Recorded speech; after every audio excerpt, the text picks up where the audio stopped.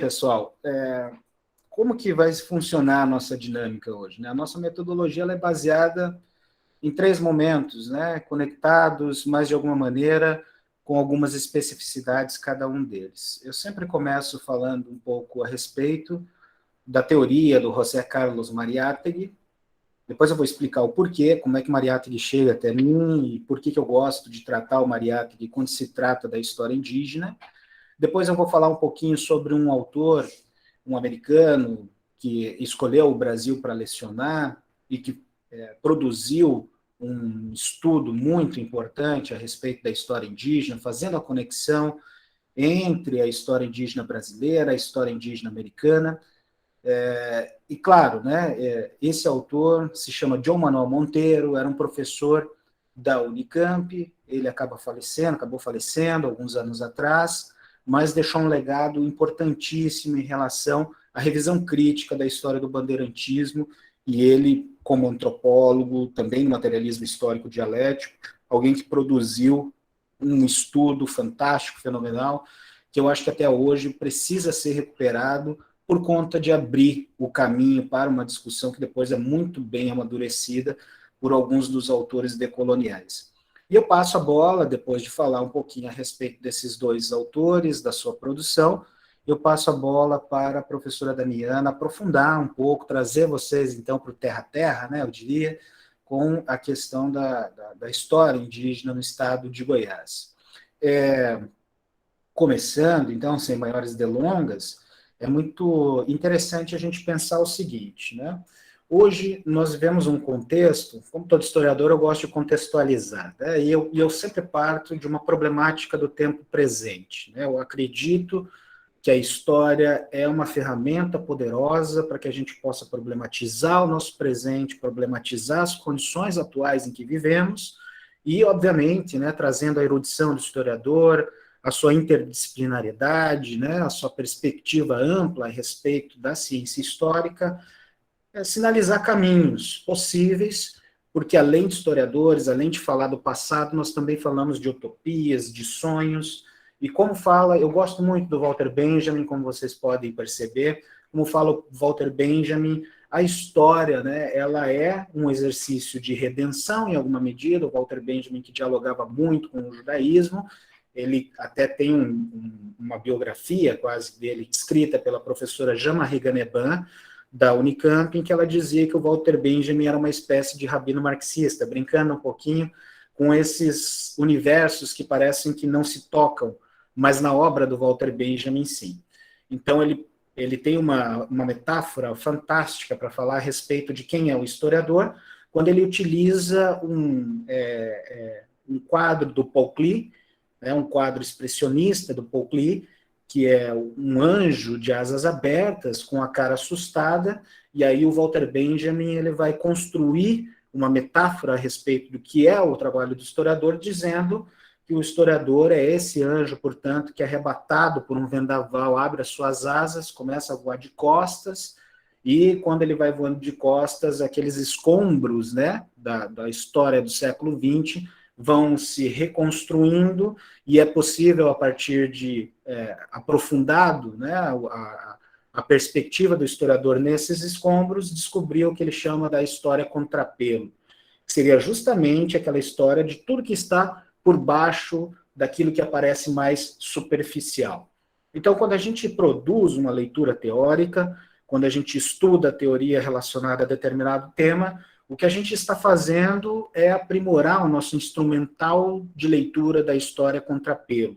Na minha avaliação, se trata disso, porque a gente tem uma perspectiva a respeito dos movimentos, essa perspectiva muitas vezes são superficiais, e a teoria ela tem esse poder, né? Ela tem essa possibilidade de nos trazer uma leitura que dialoga com aquilo que já está colocado na sua superfície, né? Na bruma, na espuma das ondas, mas é possível também nós olharmos para aqueles seres que estão na ponta do iceberg, na ponta de baixo, ou seja, aqueles que foram arrebatados pelo escombro da trágica história do século XX. Não é uma adesão aqui àquela história do genocídio indígena, embora a gente saiba, né, fundamentalmente, que se trata disso. Nós estamos num país de origens coloniais que produziu diversos genocídios, né? Dentre eles, o genocídio dos povos indígenas, obviamente, mas a gente tem também processos de migração forçada, escravidão. Então, a nossa história, né, ela é recheada, ela é permeada das suas próprias perspectivas trágicas. Mas o Walter Benjamin, ele se dedicou, basicamente, a fazer a leitura do século XX, e nesse sentido, né, na história do século XX, aumenta um pouquinho o seu... Aí a gente precisa pensar o seguinte, se a gente está falando da história do século XX, é evidente que isso não vai abarcar a perspectiva dos povos indígenas. Aí eu dialogo com outro autor. Vejam, eu estou fazendo uma introdução teórica para que a gente possa se situar em relação às prioridades desse momento que a gente vai passar juntos, né? Eu sempre gosto também de trazer um outro autor. Depois eu vou passar essas referências para vocês, eu encaminho a Luana, ela disponibiliza a vocês, mas tem um autor que eu acho muito, muito importante, um francês, chamado Jean Chesneau, que tem um livro que na verdade o título dele é um questionamento, e esse questionamento é: devemos fazer tábula rasa do passado? O Jean Chesneau, ele é um francês, portanto ele está no centro das discussões acadêmicas do mundo na área da história. A França, que produziu movimentos de ruptura na escrita da história extremamente importantes, como, por exemplo, a Escola dos Análises, mas que depois dos anos 70 começa a ter uma adesão a uma perspectiva multifacetada a respeito da importância da história, perde um pouquinho daquele caminho que foi percorrido pelos seus mentores, Marc Bloch, Lucien Febvre, e aí começa a dialogar com uma história cultural que, na perspectiva do François Dossi, já se trata de uma história em migalhas, né? Onde a adesão, né, à pós-modernidade se dá por meio de um caminho que depois se consolidou no final dos anos 80 com a chamada pós-verdade. E ele dizia, o Jean Chesneau, que ele se perguntava a respeito se devemos fazer tábula rasa do passado. O que ele estava perguntando a respeito disso? Como se trata de um autor decolonial, ele olhava para as histórias, né, dos povos, das aglomerações humanas que estão constituídas nas suas especificidades fora da Europa, principalmente aquelas de origem tribal, e dizia que a nossa percepção a respeito da cronologia histórica é insuficiente para entendermos a história desses povos. A nossa história está pautada numa divisão cronológica quadripartite. Isso é importante para o método histórico, porque a história passava, portanto, lá nos anos de 1970, por uma briga ferrenha de colocação nas posições universitárias, mas insuficiente para entender as histórias tribais. Por quê? Porque sempre tentava enxergar um modelo ocidental de divisão do tempo nessas histórias, partindo da história antiga, passando pela história medieval, idade moderna e contemporânea. E o Jean Chesneau nos alertava para o fato de que isso é extremamente insuficiente para que a gente possa compreender, por exemplo, a visão holística de mundo possuidora, né, de tribos e sujeitos históricos que não conseguem se enquadrar nessa ideia. Vejam, no Brasil esse movimento foi muito sério, porque até mesmo os marxistas, aqueles mais críticos, acabaram embarcando nessa perspectiva. Nós temos vários exemplos, né, que nós poderíamos dar em relação à adesão à crítica sobre essa divisão do tempo histórico, né, mas é bastante interessante a gente lembrar que algumas leituras de marxistas que, atrelados ao PC, ao Partido Comunista, tentaram encontrar, por exemplo, o feudalismo na história brasileira. Não foi um, não foi outro, não quero nomeá-los aqui, depois vocês podem aprofundar isso em pesquisas, mas existe esse tipo de perspectiva. E a leitura do José Carlos Mariátegui, o Almalta, o José Carlos Mariátegui, que é um peruano, um sujeito de origens incaicas, que tem um rosto impecavelmente indígena, faz adesão ao marxismo nos anos 20, vai à Europa, trabalhar como jornalista, como correspondente internacional no período entre guerras, e a partir de então ele começa a pensar o materialismo histórico dialético atrelado às especificidades da América Latina. Então, e ele será um elo de rompimento com essas histórias que se construíram, esses exercícios históricos, esses exercícios historiográficos, que só consideravam o tempo cronológico ocidental dividido de forma quadripartite para pensar, né, a história indígena, a história do povo explorado e, sobretudo, o genocídio indígena em toda a América. Mas ele não vai parar por aí, ele não vai cair nessa ideia fatalista da história, ele vai adiante disso, ele nos mostra a possibilidade da construção do que depois ficou conhecido como o indo-socialismo, né? A perspectiva indo-americana, marxista da história.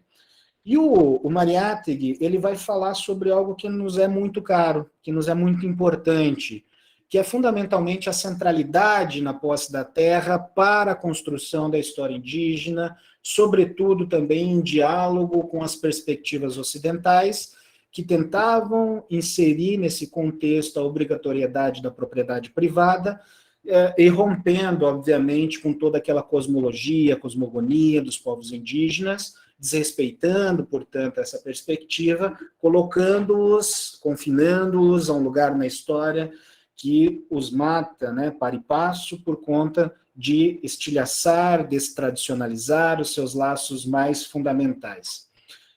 Por que o Mariátegui, portanto, vai detectar a centralidade do problema da terra e de sua posse naquilo que ele chama do problema do índio, né? É fundamentalmente porque não existe essa divisão entre o eu e o cosmos, né? Lógico, isso a gente está pensando de um ponto de vista muito amplo, genérico, mas Mariátegui ele diz que o aglomerado daquilo que foi o Império Inca, por exemplo, tudo aquilo, né, que se sobrepôs à perspectiva da existência das tribos específicas, juntando tudo aquilo num grande império que se espraiava, né, por toda a costa latino-americana. Ele dizia que uma questão que os unia fortemente, que mantinha essa unidade na diversidade desses povos, era a sua perspectiva a respeito da Pachamama, da Mãe Terra.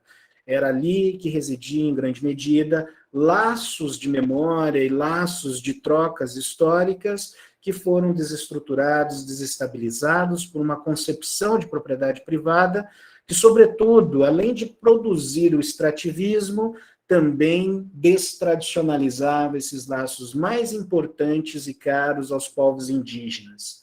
E daí ele detectava o lugar do índio lá no período em que ele escreve. O lugar do índio, portanto, lá nos anos 20 e 30 do Peru, ele que foi o mentor de um grande movimento, né, de rompimento com as teses do Partido Comunista que localizavam, portanto, a história mundial e a indígena em específico naquele esquema de divisão quadripartite mencionado e criticado pelo Jean Chesneau.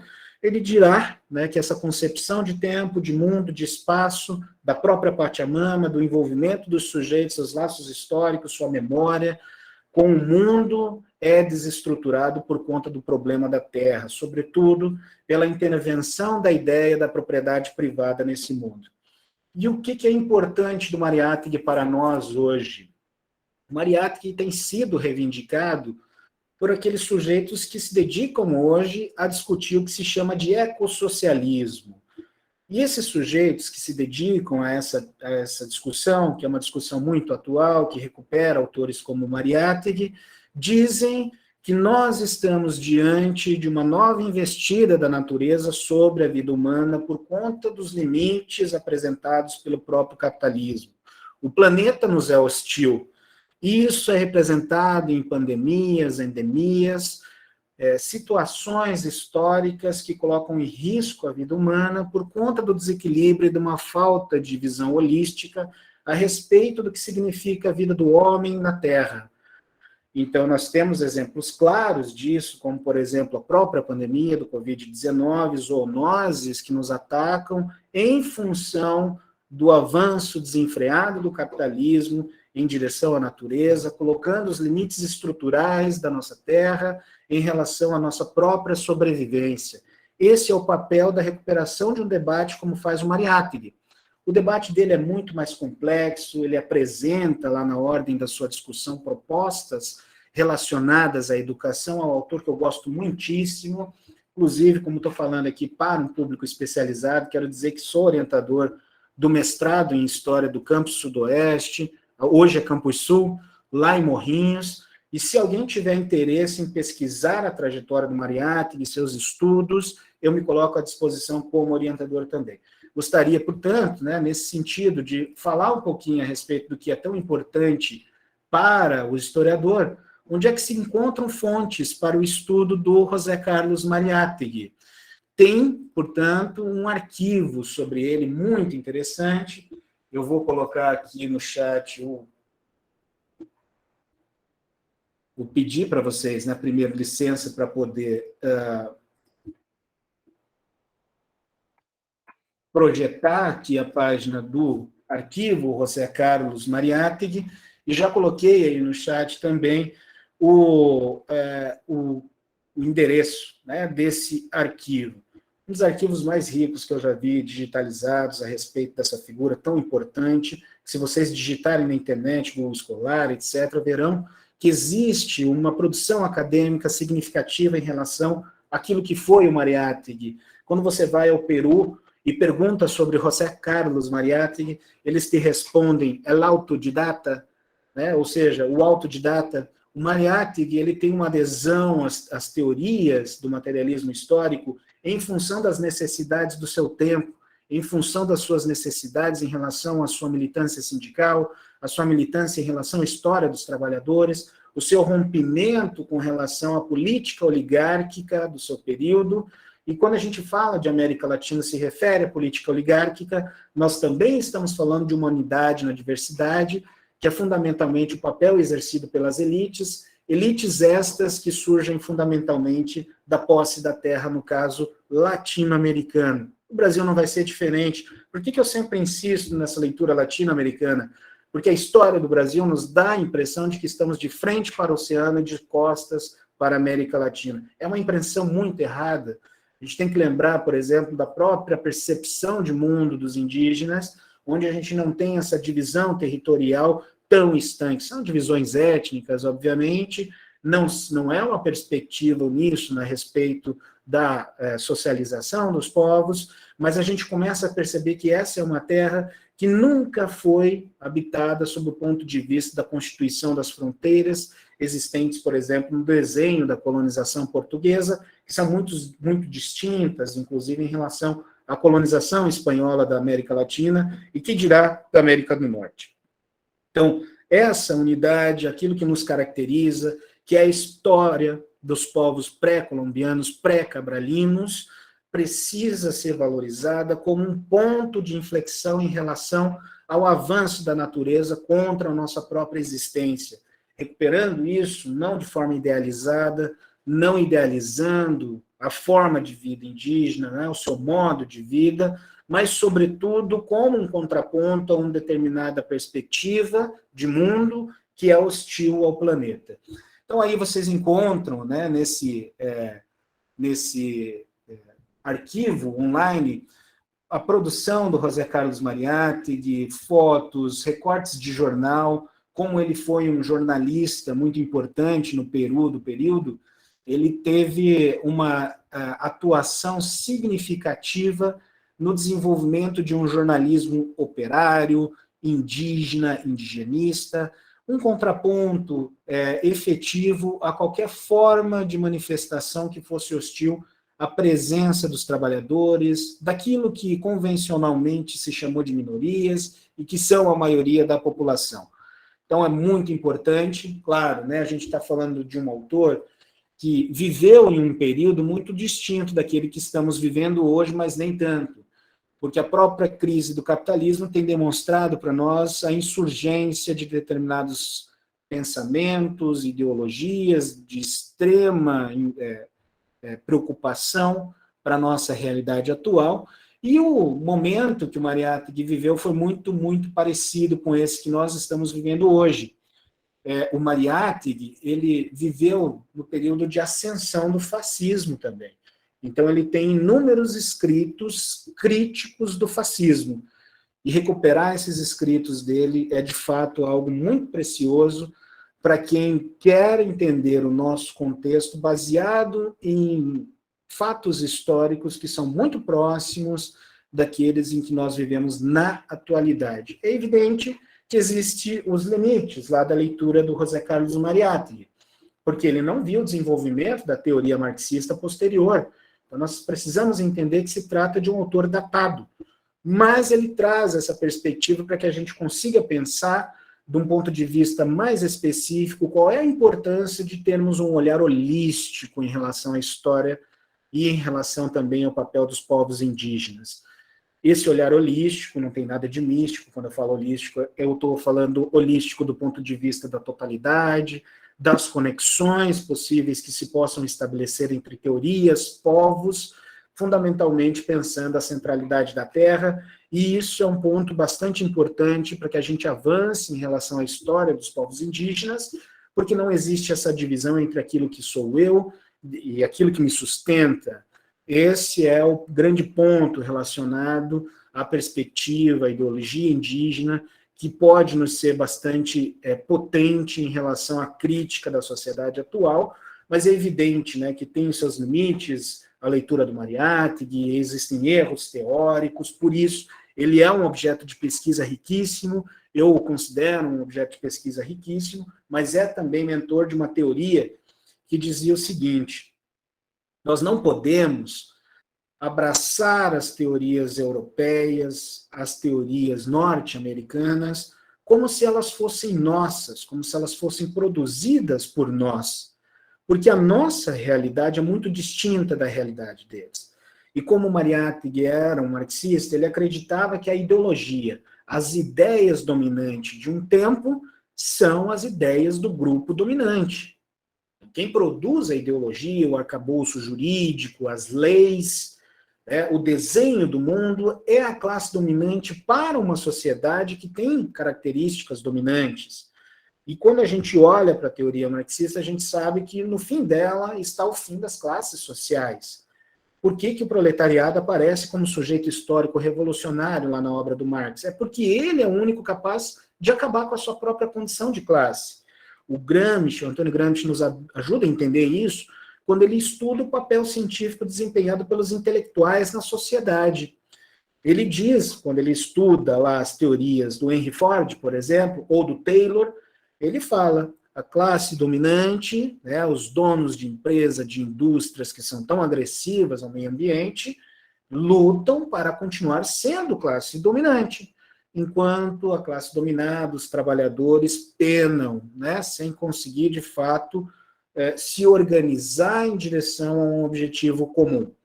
Então, é muito interessante a gente pensar sob esse ponto de vista, né, de que no horizonte de expectativa da própria teoria marxista está o fim das classes sociais, uma sociedade que é regulamentada a partir dos interesses das pessoas que trabalham, e não existindo essa divisão de papéis entre aqueles que pensam a produção, pensam a lógica de organização da produção em benefício da reprodução da sua própria classe social. Esse é o grande sentido da gente aderir às teses do Mariátegui para compreender como é que um indígena, então, pode e deve ser inserido na lógica dessa sociedade. O Mariátegui, como eu disse a vocês, é um autor datado, mas ele enxerga na contradição da organização do Gamonali. O que é o Gamonali? É a organização da grande propriedade extensiva, né, no Peru, a contradição do Gamonali sobre as propriedades comunais indígenas presentes no Império Incaico é o limite da participação do indígena nessa sociedade ocidental. Por quê? Porque aquilo não faz sentido para ele. Então, ao desestruturar esses laços, se desestrutura toda a perspectiva holística dos indígenas em relação à sua existência no mundo e alienando o indígena desse precioso papel desempenhado pela terra, na organização da sua memória histórica, na organização da sua percepção a respeito do papel desempenhado pelo mundo na sua vida, se desestrutura, se desorganiza a própria psique indígena. E isso acaba fazendo com que ele se sinta mais uma vez, não é só um indígena, obviamente, né, que nós que carregamos sangue indígena, estamos nessa sociedade, em algum momento também nos deparamos com essa contradição, mas o fato é que isso produz desdobramentos importantes na forma pela qual o indígena vê o mundo e se insere nele. Tem um outro autor que eu gosto muito também de mencionar, que esse, né, e eu vou deixar como dica para que vocês leiam do ponto de vista da chamada teoria decolonial, mas ele tem um estudo brilhante a respeito do papel desempenhado pela violência nas sociedades. Foi um sujeito recuperado pelo Jean-Paul Sartre no contexto da discussão da decolonização na África, e que hoje pode nos servir de maneira muito interessante para pensarmos como que a sociedade pautada num ideal de colonização ocidental provoca estranhamento em determinados sujeitos que, ao se olhar no espelho, não veem aquele padrão de colonização que se sobrepõe, inclusive, à sua própria vida, né? Eu estou falando do Frantz Fanon.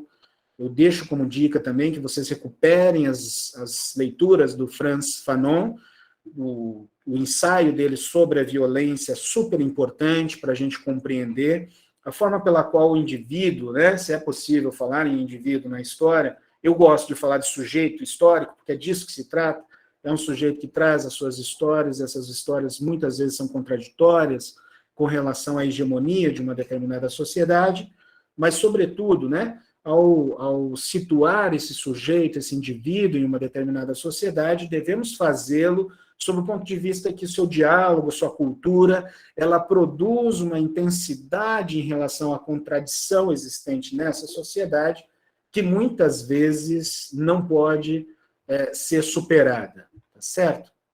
Estou falando demais? Estou falando muito rápido. Como que está para vocês? Eu vou ver aqui se rapidinho eu consigo achar aqui o Frantz Fanon, né, para que vocês possam... Eu achei aqui o ensaio, um dos ensaios ao qual eu me refiro, é esse aqui, muito importante, que eu vou colocar, infelizmente, ó, eu não estou fazendo propaganda da Amazon, tá? Muito longe de mim fazer isso, ok? Mas é um dos livros dele, fantástico, que eu acho que vale a pena que vocês leiam, é esse aí, né? Máscaras Brancas, oh, desculpa, Pele Negra, isso, Pele Negra, Máscaras Brancas. É muito, muito interessante pensar, né? Quando vocês vão à escola, obviamente, vocês veem isso. Eu também fui diretor de escola, fui professor de escola há muitos anos. Essa cara aqui que eu tenho engana, né? O pessoal olha assim e fala, pô, esse professor é novinho, né? Lá vão 20 e poucos anos já de atuação. Mas também fui professor de escola pública, e a gente vê as contradições, né, desse pensamento ocidentalizado, colonial, no dia a dia, no cotidiano das crianças, né?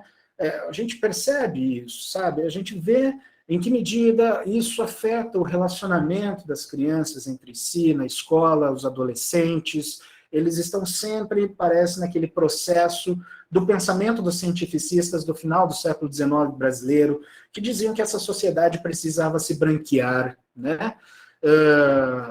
Posso novamente colocar. Novamente eu alerto para o fato de que eu estou postando aqui o da Amazon, se puderem, não comprem da Amazon, tá bom? Porque é um grande conglomerado que faz muito mal aos autores. Mas, bom, tá lá, tá disponível, né? Ok, então, tranquilo. Então, aproveitem, vejam, leiam Frantz Fanon. Claro, também um autor que tem uma série de problemas datados e tal, mas ele tinha um contato, né? O Jean-Paul Sartre se encantou pela obra do Frantz Fanon, que era um psiquiatra, né? E o Frantz Fanon, ele mostrava... Claro, a gente está falando de outra história, né? Ele era um sujeito nascido na Martinica, enfim, outra perspectiva a respeito, né? Mas o fato é, ótimo, beleza, isso mesmo. O fato é que o Frantz Fanon, ele nos traz essa possibilidade de compreender, olha que interessante, né? Imaginem vocês, a gente formular uma teoria pedagógica baseada nos escritos do Frantz Fanon, né? Porque o Frantz Fanon, ele diz assim, olha, o sujeito se olha no espelho e não vê aquele padrão que deveria ver.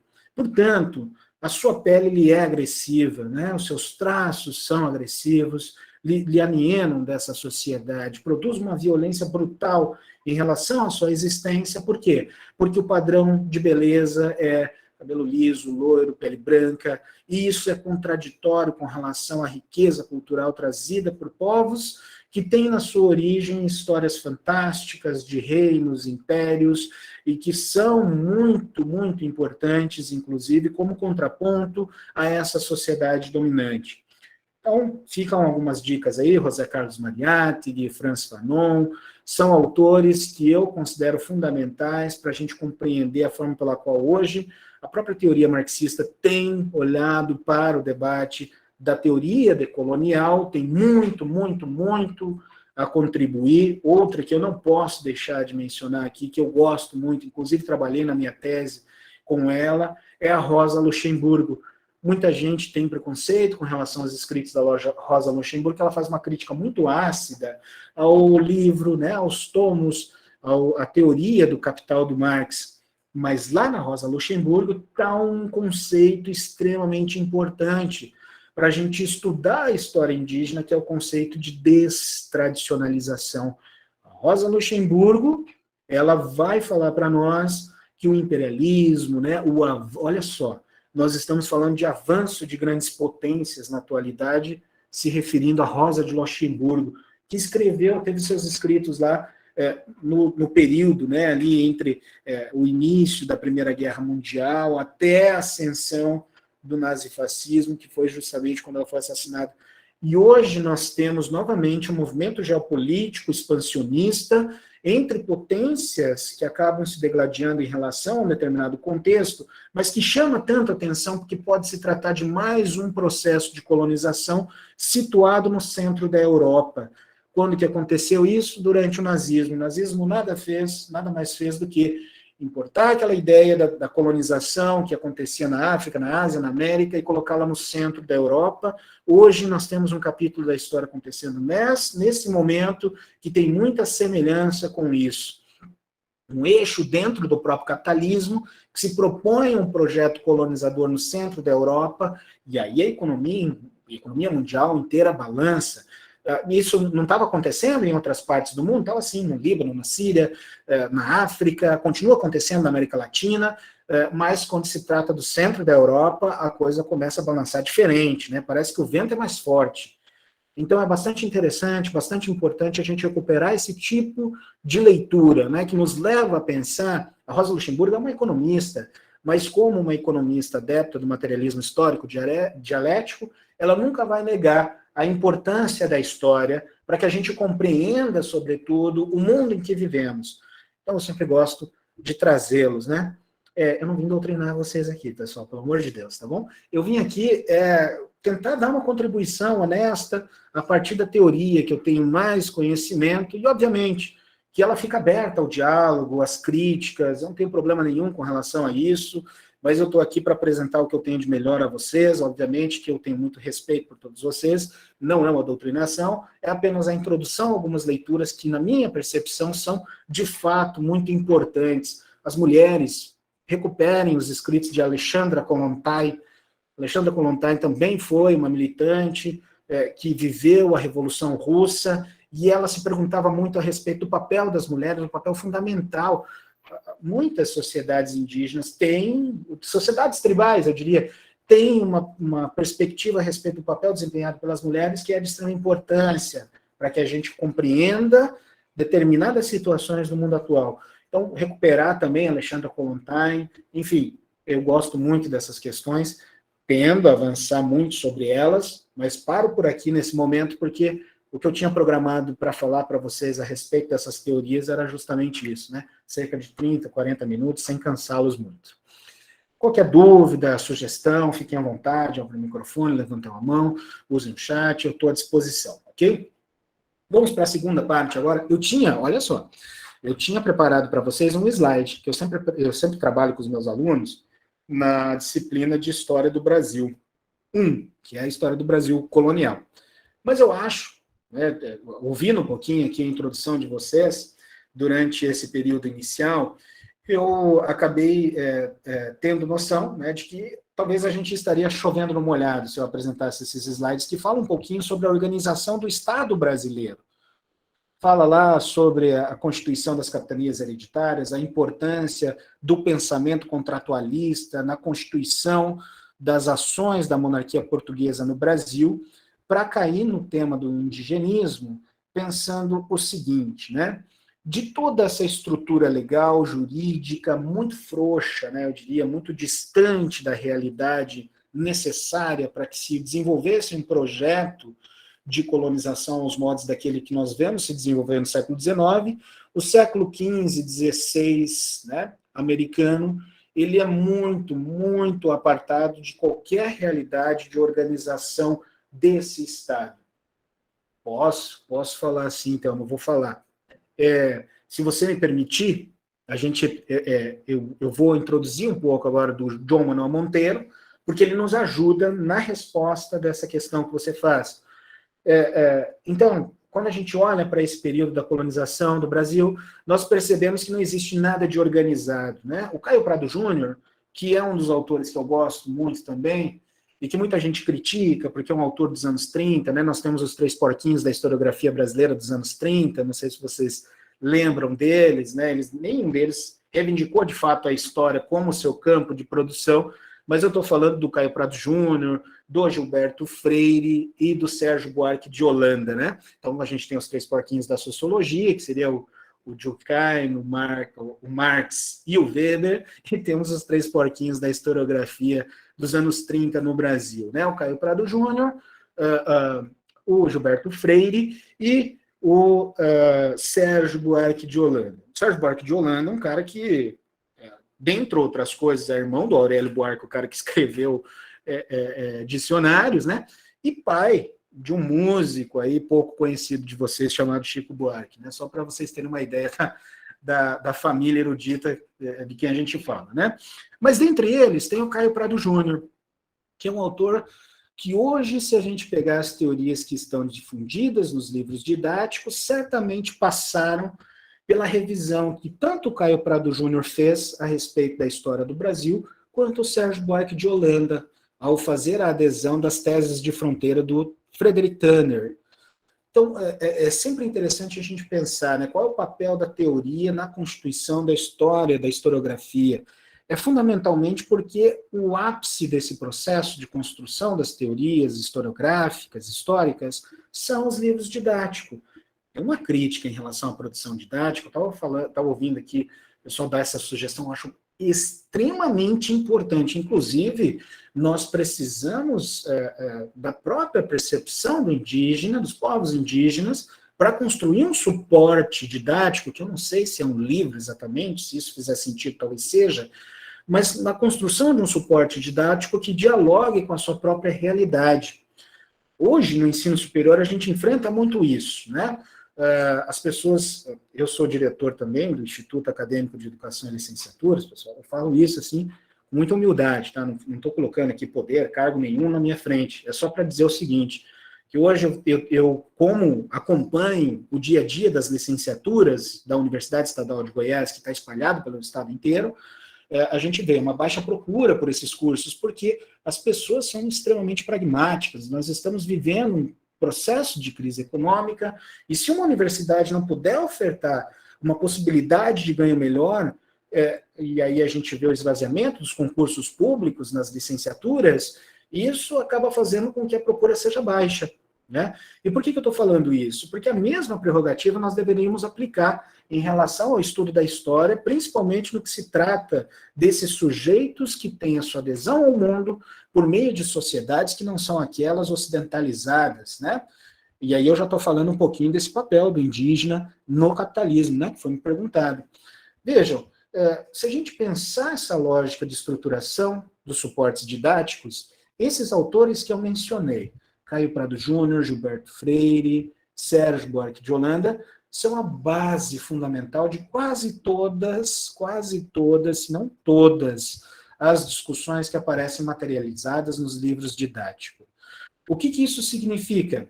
Significa que nós, no Brasil, temos, sim, o desenvolvimento de teorias da escrita da história que são proporcionadas por autores clássicos da nossa historiografia.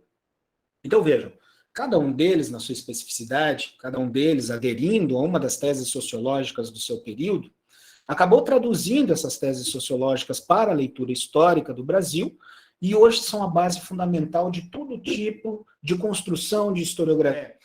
Então, eu tenho esse defeito, né? Sou paranaense e trabalhei muito tempo no Paraná, e lá a gente teve um projeto, em meados de 2005, logo que eu estava saindo da universidade, eu já atuava como profissional recém-formado num programa de extensão que ia para as pequenas localidades rurais do Paraná, que estavam em processo de desaparecimento, para poder entender aquela realidade, aquela dinâmica econômica que levou aquilo, tendo em vistas a construção de materiais didáticos que fossem aplicados àquelas realidades. E aí surgiu lá no Paraná um projeto chamado Folhas, em que os professores da rede pública, orientados, obviamente, né, pela universidade, foram chamados a escrever capítulos de livros didáticos. Olha que interessante isso. E esses capítulos precisavam ser interdisciplinares. Então você tinha um livro que foi construído pelos professores, Projeto Folhas. Se vocês colocarem aí Projeto Folhas, talvez ele apareça no Google.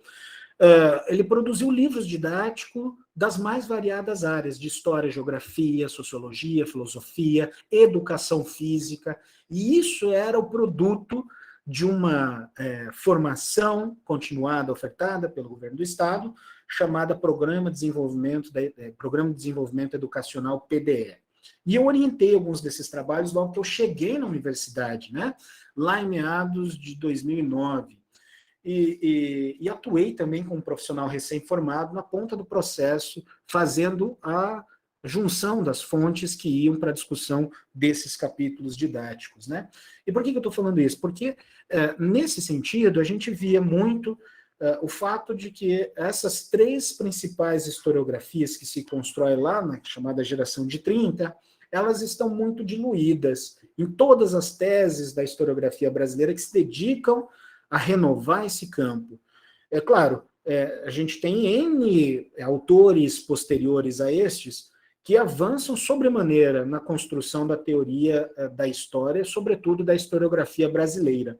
Mas se vocês lerem os livros, aí eu vou indicar alguns deles, né? A Evolução do Brasil Contemporâneo, do Caio Prado Júnior, Casagrande Senzala, do Gilberto Freire, e o Raízes do Brasil, do Sérgio Buarque de Holanda. Esses três são base para qualquer historiografia didática.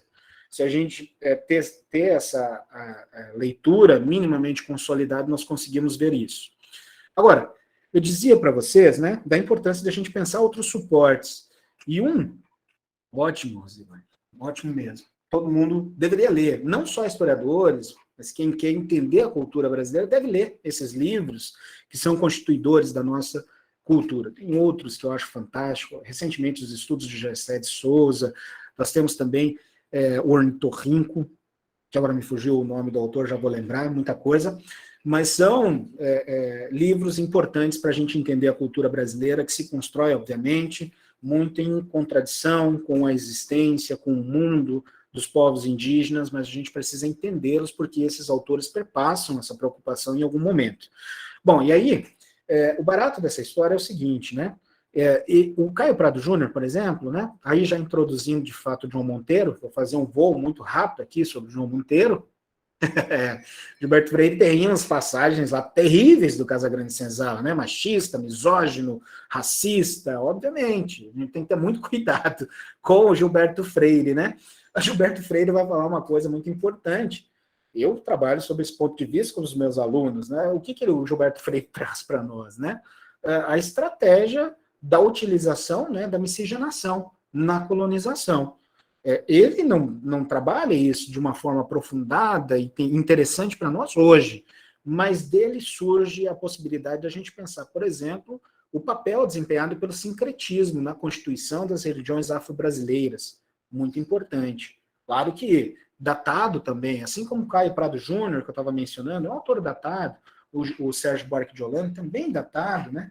O Sérgio Buarque, por exemplo, como ele era um liberal, ele sempre vai tentar enxergar onde é que está esse Brasil que poderia ter dado de fato certo, do ponto de vista do empreendedorismo, do desenvolvimento das relações econômicas, capitalistas, e aí Tem muita gente que fala que o Sérgio Buarque, por exemplo, idealiza o Brasil holandês, como o Brasil que daria certo, né?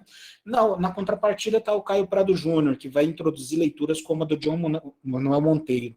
O Caio Prado Júnior trabalha com o que ele chama de o sentido da colonização. Depois, Lana, me arrependi amargamente de não ter passado esse pequeno trecho do Caio Prado Júnior para a gente trabalhar aqui, mas ele é um autor bastante interessante. Eu vou dizer o porquê. O Caio Prado Júnior, ele diz o seguinte, né, para a gente compreender a história, né, de um país, de uma localidade, é preciso compreender qual é a especificidade que essa história traz. Então, o que ele diz a respeito da especificidade da história brasileira? Num texto que é a introdução, um pequeno ensaio que acompanha a evolução econômica do Brasil, o livro,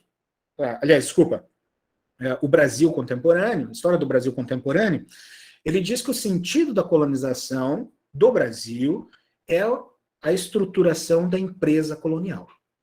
Olha que interessante isso. Ele não é um liberal, ele é um marxista. E ele diz, esse país não tem razão de ser, a não ser se construir em função daquilo que é a sua grandeza e a sua desgraça, a sua riqueza. É disso que se trata. O Caio Prado Júnior, então, diz que o Brasil foi construído, o sentido da colonização do Brasil foi construído tendo por base as expectativas e a ordem da chamada empresa colonial, né? E aí ele vai dar exemplos a respeito disso durante todo o livro, né? A formação do Brasil contemporâneo. Mas por que é importante a gente recuperar essa leitura do Caio Prado Júnior para entrarmos no John Manuel Monteiro, que eu mandei para vocês, né? O sertanismo, né? As ideias sobre o sertanismo, sobre a criação de São Paulo indígena do John Manuel Monteiro, é porque o John Manuel Monteiro faz a adesão a essa tese do sentido da colonização do Caio Prado Júnior, mas ele vai demonstrar uma história contrapelo do bandeirantismo. Então ele demonstra ali várias estratégias de colonização. Logo no início do texto que vocês leram, ele vai falar a respeito do Tibiriçá, né? Como que o mecanismo das alianças indígenas foi oportunizador da entrada de uma perspectiva de aprofundamento da colonização brasileira para além das margens litorâneas, e quando ele fala isso, ele nos ajuda a romper com aquela perspectiva idealizada, sacralizada do indígena como um sujeito ingênuo nas relações de trocas simbólicas com o colonizador. Por quê? Porque quando a gente fala sobre a história da colonização brasileira de forma didatizada, nós caímos muitas vezes no simplismo. E aí as crianças ficam acreditando que existe uma ingenuidade nas trocas simbólicas produzidas pelos povos indígenas em relação aos colonizadores. Aquela velha história, né, do escambo, trocar força de trabalho por espelho, por metais, né, algo que parece muito simplista. E por que é que a leitura do John Manuel Monteiro é tão importante para a gente entender não só a história indígena, mas, sobretudo, o indígena? É porque o indígena não fará nada, não vai permitir nada. Claro, a gente está falando de duas civilizações materialmente muito distintas, colonizadores que dominavam as técnicas, né, da metalurgia, da pólvora, etc. Tudo isso vocês sabem. E outros que não caminhavam em nenhum sentido para a constituição de uma sociedade que teria, nas relações de troca, a base fundamental da sua existência. Mas vejam, o John Manuel Monteiro, ele nos traz essa perspectiva de como funcionava o mercado das trocas simbólicas entre indígenas e colonizadores. No mecanismo da aliança, por exemplo, que era esse que permitiu a entrada da força de trabalho indígena nos estetores, né? Nos ideais de colonização português, como um trabalho servil, escravo, residia fundamentalmente o reforço de um laço tradicional, que era o mecanismo da aliança. A ideia que o indígena tem de que ele, ao se salvar de uma determinada perspectiva, se aliando ao inimigo do seu inimigo, ele produz também a possibilidade de uma vida mais longeva. Eu sempre utilizo o exemplo, eu não me lembro exatamente qual era a tribo, vocês vão me desculpar, vão me perdoar por isso, eu precisava ser mais preciso para dar esse exemplo, mas eu vou dar mesmo assim. Se alguém quiser ajudar e lembrar quem era a tribo, eu agradeço. Teve uma reportagem que ficou muito famosa, em que dois ou três repórteres e tal estavam filmando uma cena muito curiosa.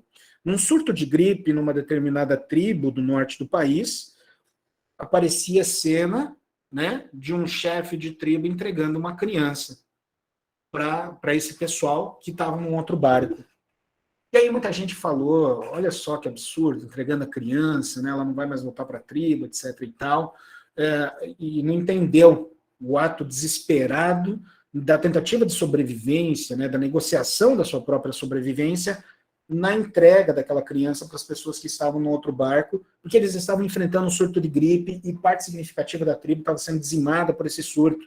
E ali residia a recuperação desse mecanismo da aliança tão caro, tão importante para as sociedades indígenas, né? Quando o indígena estava um presente, portanto, no período colonial, obviamente hoje as perspectivas são muito mais complexificadas, ele estava fazendo uma espécie de troca espiritual. Ali ele aceitava o outro no seu mundo, mas não pelo fato de ser ingênuo e achar que o outro, né, seria colonizado por ele. É porque ali residia a negociação da sua própria sobrevivência em relação aos contatos bélicos que já eram estabelecidos com outras tribos indígenas. O João Manuel Monteiro vai se dedicar fundamentalmente a estudar a história dos Guarani. E os Guarani, aquele povo, mais já depois de passado aquele processo de migração vindo do norte do país em direção ao sul-sudeste, aqueles localizados principalmente entre a calha do Rio Paraná e o Oceano Atlântico, passando pela Lagoa dos Patos, né, e pela ilha de Florianópolis, etc.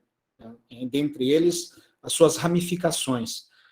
Mas o fato é que ele nos leva, nos convida a olhar a história indígena a partir da sua especificidade. O que significa isso? É que eu não vou olhar com o olhar do colonizador, o processo do escambo. Eu vou achar o sentido simbólico, que é material também, a gente tem que lembrar disso.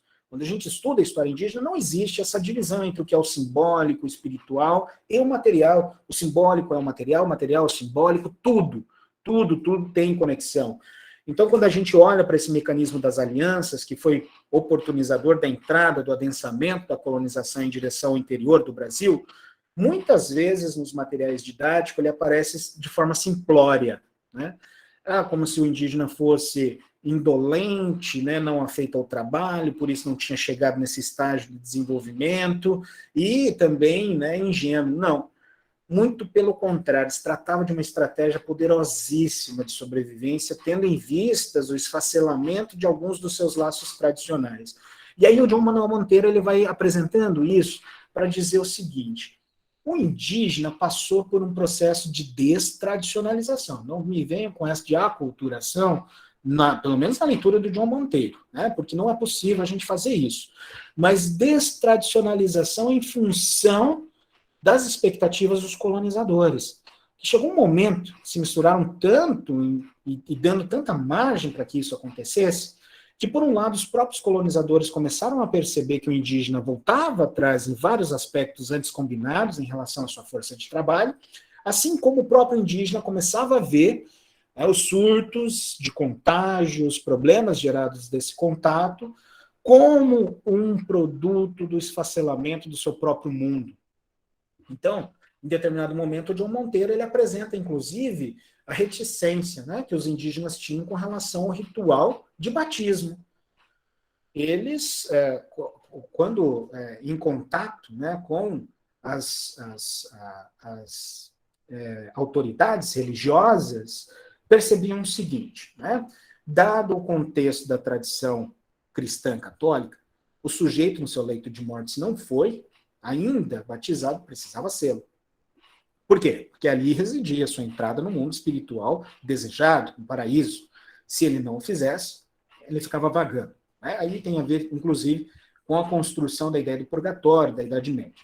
Agora, sobretudo, né, quando a gente vê nas fontes históricas que, em determinado momento, os indígenas começaram, depois de um tempo, a não aceitar mais o ritual do batismo, eles atribuíam poder simbólico à água, contaminada, inclusive, como um potencial dizimador da sua própria prole. Ou seja, como as pessoas eram batizadas no seu leito de morte, eles acreditavam que aquela água estava envenenada, porque existia um desequilíbrio em relação a tudo que estava acontecendo, dado o avanço dos contágios, os problemas relacionados a esse contato. Então, quando a gente olha para essas perspectivas, quando a gente descentraliza a visão do colonizador para compreender a forma pela qual esses indígenas, né, se colocaram em contato com esse mercado das trocas simbólicas, a gente vê claramente a importância de descentralizar, obviamente, essa leitura, mas, sobretudo, compreender que se trata de uma questão que vai dizer muito mais respeito ao reforço dos laços tradicionais indígenas do que uma entrega ingênua, indolente de sua força de trabalho aos colonizadores.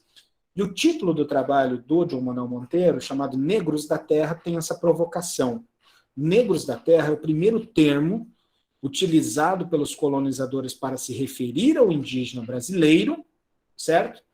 Sobretudo porque faz uma referência óbvia ao trabalho escravo, ao trabalho dos africanos escravizados.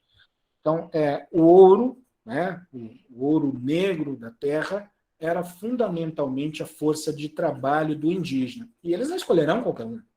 Escolherão os Guarani, por conta de ser já um povo horticultor, olericultor, e que tinha essa perspectiva, né, muito importante para o reforço da colonização, porque muitos bandeirantes, inclusive, quando faziam suas expedições, e muitas delas justificadas para encontrar ouro no sertão brasileiro, mandavam tropas indígenas à sua frente para produzir as roças necessárias para o consumo da tropa que viria atrás. Então saíam 2, 3, 4 meses antes essas tropas e depois chegavam aquelas demais que iam explorando o território, buscando, né, as necessidades materiais que eram responsáveis por aquela estrutura, né, da empresa colonial, consumiam aquilo muitas vezes, além de utilizá-los como guia para as incursões, mas, sobretudo, também pensar que aqui existia a escravidão indígena, que durante muito tempo foi negada pela historiografia,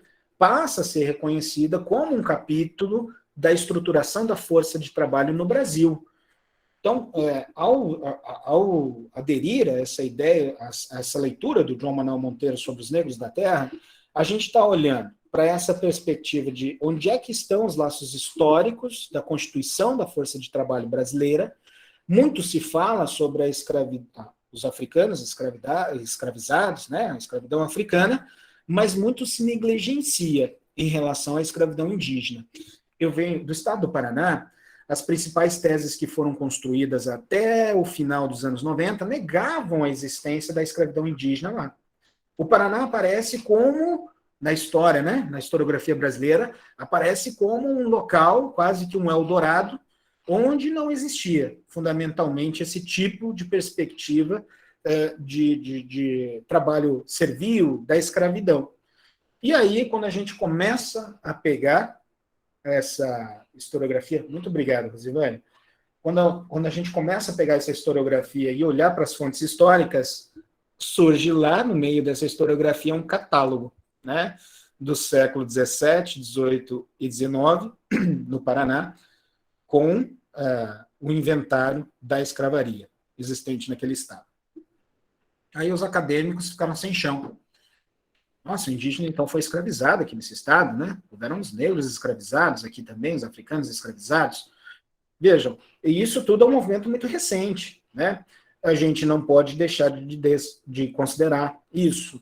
A gente não está diminuindo a história indígena quando a gente lembra que o trato do sujeito branco, colonizador com eles, foi fundamentalmente aquele relacionado à constituição da força de trabalho desse país. Porque senão a gente não entende como é que essa classe dominante brasileira ela é tão exploradora, ela é tão vil com relação aos trabalhadores.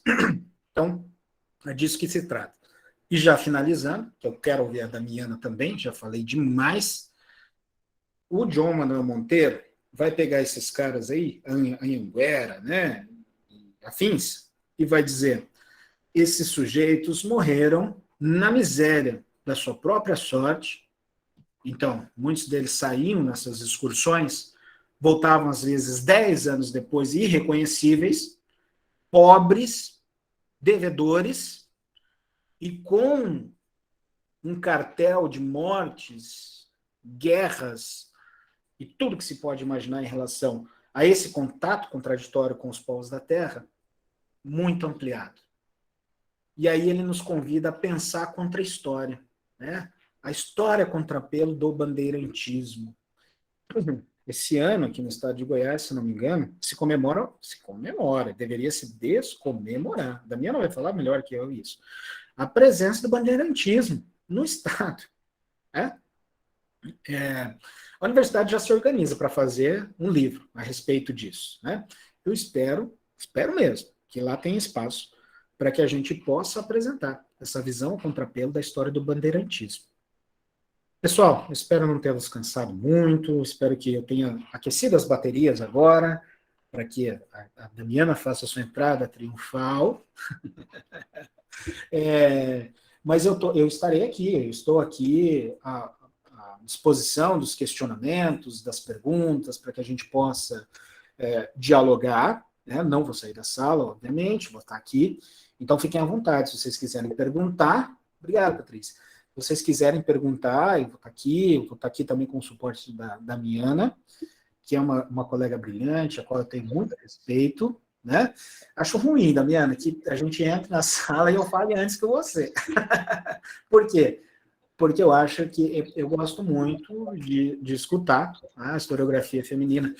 A gente precisa trabalhar com os autores mulheres, precisamos, né?